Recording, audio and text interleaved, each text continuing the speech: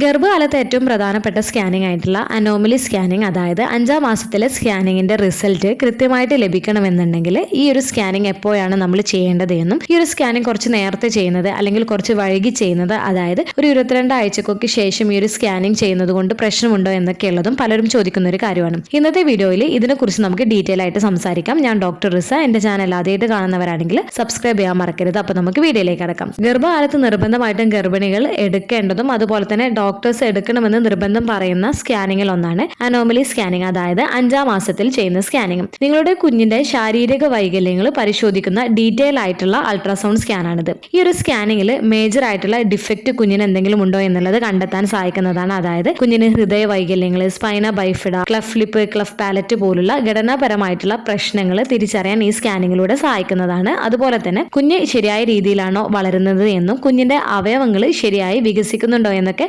ഉറപ്പാക്കുന്നതിനൊക്കെ ഈ സ്കാനിങ് സഹായിക്കുന്നതാണ്. അതുപോലെ തന്നെ ആരോഗ്യകരമായിട്ടുള്ള ഗർഭധാരണത്തിന് പ്രധാനമായിട്ടുള്ള പ്ലാസെന്റ, അതായത് മറുവിന്റെ സ്ഥാനവും കുഞ്ഞ് കിടക്കുന്ന അമ്നിയോട്ടിക് ഫ്ലൂയിഡിന്റെ അളവൊക്കെ ഈ സ്കാനിങ്ങിൽ പരിശോധിക്കുകയും ചെയ്യുന്നതാണ്. അതുകൊണ്ട് തന്നെ നിങ്ങൾ ഗർഭിണിയായിരിക്കുന്നവരാണ് എന്നുണ്ടെങ്കിൽ നിർബന്ധമായിട്ടും ഈ ഒരു സ്കാനിങ് സ്കിപ്പ് ചെയ്യാണ്ടിരിക്കുന്നതിന് വേണ്ടിയിട്ട് നിങ്ങൾ പ്രത്യേകം ശ്രദ്ധിക്കുകയും ചെയ്യണം.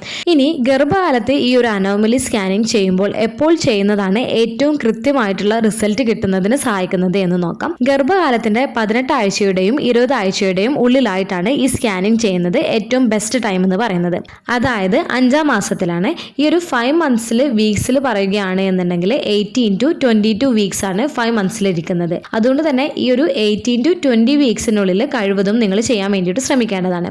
അതായത് ഈ ഒരു സമയത്ത് കുഞ്ഞിൻ്റെ അവയവങ്ങളെല്ലാം തന്നെ ഡെവലപ്പ് ആയിട്ടുണ്ടാവും. അതുകൊണ്ട് തന്നെ സോണോഗ്രാഫർക്ക് ഈ ഒരു സമയത്ത് സ്കാൻ ചെയ്യുന്ന സമയത്ത് കുഞ്ഞിൻ്റെ അവയവങ്ങളും സ്ട്രക്ചേഴ്സ് എല്ലാം തന്നെ നല്ല രീതിയിൽ കാണാൻ സാധിക്കുകയും ചെയ്യുന്നതാണ്.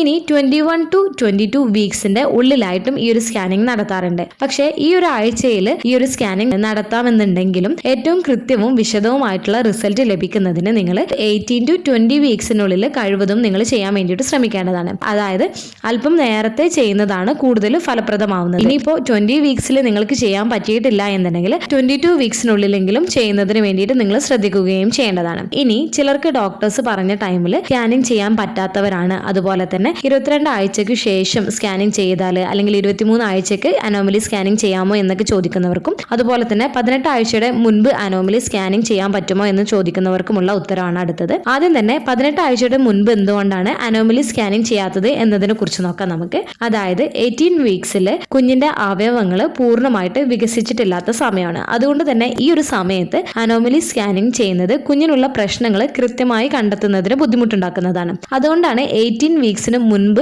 ഡോക്ടേഴ്സ് അനോമലി സ്കാനിങ് ചെയ്യാൻ പറയാത്തത്. അടുത്തത് 22 ആഴ്ചയ്ക്ക് ശേഷം എന്തുകൊണ്ടാണ് അനോമലി സ്കാനിങ് ഡോക്ടേഴ്സ് ചെയ്യുന്നത് ഉചിതമല്ല എന്ന് പറയുന്നത് എന്നും, അതുപോലെ തന്നെ 22 ആഴ്ചയിൽ അല്ലെങ്കിൽ 23 ആഴ്ചയിലൊക്കെ അനോമലി സ്കാനിങ് ചെയ്യുന്നത് കൊണ്ടുള്ള ബുദ്ധിമുട്ടുകൾ എന്തൊക്കെയെന്നുള്ളതിനെ കുറിച്ച് നമുക്ക് നോക്കാം. ഫസ്റ്റ് വണ്, ഈ ഒരു സമയത്തുള്ള കുട്ടിയുടെ വലിപ്പവും സ്ഥാനവുമാണ് ഒരു വെല്ലുവിളി എന്ന് പറയുന്നത്. ഈ ഒരു ടൈമിൽ കുഞ്ഞ് വലുതായിരിക്കും, അതുപോലെ തന്നെ വഴക്കവും കുറവുള്ളതായിരിക്കും. അതുകൊണ്ട് തന്നെ നിങ്ങളുടെ കുഞ്ഞിന്റെ അവയവങ്ങളുടെയും ശരീരഭാഗങ്ങളും വ്യക്തമായും വിശദമായ ചിത്രങ്ങൾ ലഭിക്കാൻ ഇത് സോണോഗ്രാഫർക്ക് ബുദ്ധിമുട്ടുണ്ടാക്കുകയും ചെയ്യുന്നതാണ്. ഈ ഒരു സമയത്ത് കുഞ്ഞ് വളരെ വലുതാണെങ്കിലും അതുപോലെ തന്നെ കുഞ്ഞ് കറക്റ്റ് പൊസിഷനിലല്ല എന്നൊക്കെ ഉണ്ടെങ്കിൽ കുഞ്ഞിന്റെ ചില ഏരിയകൾ ശരിയായി കാണാൻ ബുദ്ധിമുട്ടുണ്ടാക്കാം. ഇത് പ്രധാനപ്പെട്ട എന്തെങ്കിലും പ്രശ്നങ്ങൾ കാണാതെ പോവുകയോ അല്ലെങ്കിൽ തെറ്റായിട്ടുള്ള റിപ്പോർട്ടിന് കാരണമാവുകയോ ചെയ്തേക്കാം. അടുത്തത് കുഞ്ഞിന് ചലിക്കാനുള്ള സ്പേസ് ആണ്. കുഞ്ഞ് വളരും തോറും ഗർഭപാത്രത്തിൽ കുഞ്ഞിന് ചലിക്കാനുള്ള സ്പേസ് കുറയുന്നതാണ്. ഇത് കുഞ്ഞിന് ചുറ്റിക്കറങ്ങുന്നതിന് ബുദ്ധിമുട്ടുണ്ടാക്കുന്നതാണ്. കുഞ്ഞിന്റെ ശരീരത്തിന്റെ ചില ഭാഗങ്ങൾ സോണോഗ്രാഫർക്ക് കാണാൻ കഴിയുന്ന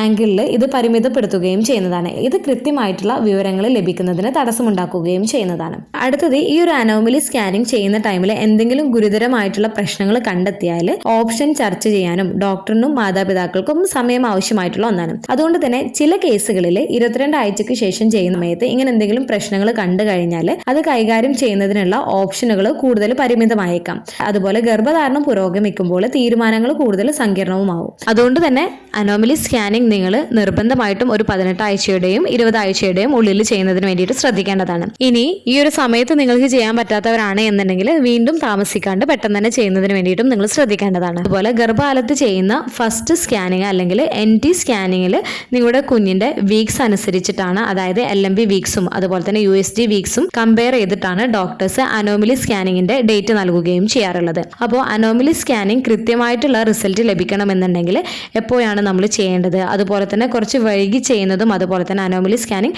നേരത്തെ ചെയ്യുന്നത് കൊണ്ടുള്ള പരിമിതികൾ എന്തൊക്കെയെന്നുള്ളതിനെ കുറിച്ചാണ് ഇന്നത്തെ വീഡിയോയിൽ ഡിസ്കസ് ചെയ്തിട്ടുള്ളത്. ഈ ഒരു വീഡിയോ നിങ്ങൾക്ക് യൂസ്ഫുൾ ആയിട്ട് തോന്നിയിട്ടുണ്ടെങ്കിൽ മറ്റുള്ളവർക്കും കൂടെ ഷെയർ ചെയ്ത് കൊടുക്കുക.